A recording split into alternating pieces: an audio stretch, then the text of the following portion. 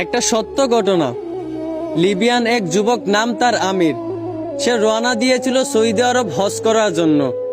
এয়ারপোর্টে পৌঁছানো মাত্রই তার নামে একটা সমস্যা হয়েছিল, আর এই সমস্যাটা সমাধান করতে করতে প্লেনের দরজাটা বন্ধ করে দেওয়া হয়েছিল।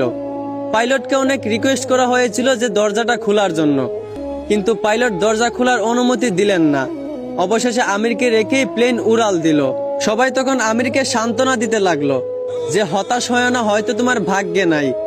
আমির তখন বলল, আমি হতাশ হই নাই, আমি মন থেকে খাঁটি নিয়ত করেছি, অবশ্যই আল্লাহ আমার এই আশা পূরণ করবেন।